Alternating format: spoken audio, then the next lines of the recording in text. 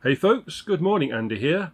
Firstly, apologies for the background noise if it's picking up. There's an aircon on at the moment, just clearing out the air in this room because my house is an unusual construction. It's got like an underground kitchen area because it's built onto the side of a hill, so part of it's underground, and it just clears out the air a bit. This is the last video I'm going to be doing in this kitchen wearing pajamas. I'm going to start doing.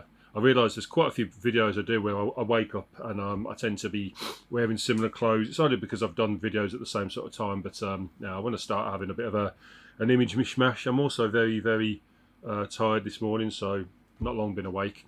But just want to start clearing through this because I've got so much I want to get through Christmas week, and yeah, I've got a couple of weeks now of me time, so I want to get through some content. And we are at number 20, speak of content, on our James Herbert bibliography ranking. So I'm going to start off at number 20 with a book that I've ummed and ahed about where to put this, because I said with Portent, the next few books, I don't hate any of these books. I don't hate anything that Herbert's wrote, other than perhaps Ash, really. But I think that these next few books are all very disappointing for various reasons. Portent because it was just a mess. Crickley Hall was an even bigger mess. Well, just dull. And here at number 20, we've got one that some people actually really like, and I totally understand why people like it, because I don't think it's a bad story. It's Nobody True, which was released in, I think, 2003. So another one of his last books. And Nobody True is a very interesting story about a man who finds himself murdered.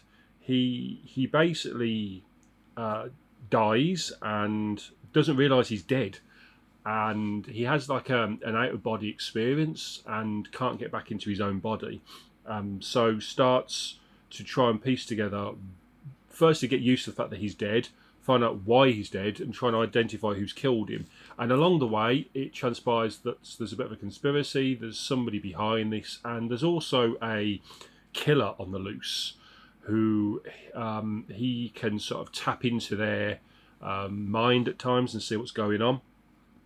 Oh, he's aware of them, at least. And it's a really good concept for a book, to be honest. This was a really interesting story idea. It definitely had legs, and I liked lots of the idea behind it.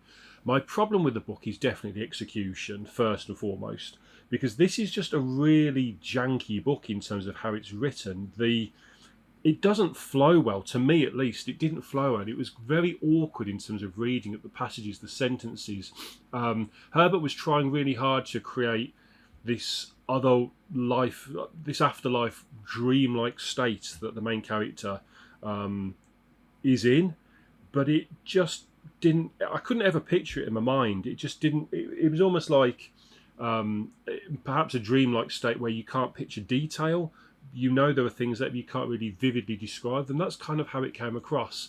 The story was very jarring, and how it stopped and started as well, with lots of sort of discovery about this dreamlike state and emotion, and then getting on with the main meat of the story, which I found was really interesting. The meat of the story, the investigations of who's done this and why, but it just kept stopping. And I think it didn't help with this stylistic choice that Herbert's had a few times throughout his career. He's done this quite a few times, but in no other book that he's written is it more prevalent here than he will stop a sentence with an asterisk and then carry on.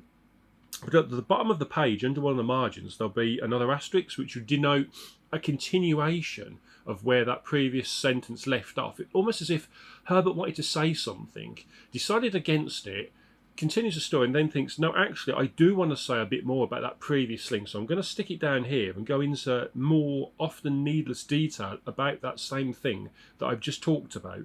And it just takes you out the story, because you have to stop what you're reading, go down to the bottom of the page, read that bit, and then go back into the main story. And it happens a lot here. Now, it has been done in other books. I mean, even as far back as 1983 Shrine, he had that thing going on, but it was minimal.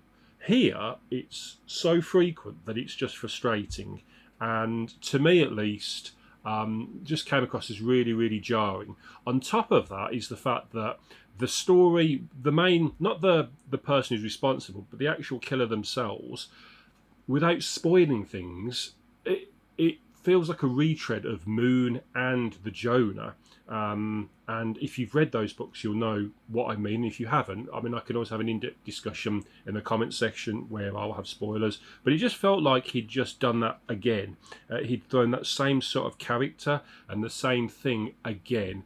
And it was just a bit unoriginal. So to wrap it up, Nobody True has a great concept, a great idea, and some good moments. I think it's got a decent climax, actually. It's got a decent ending.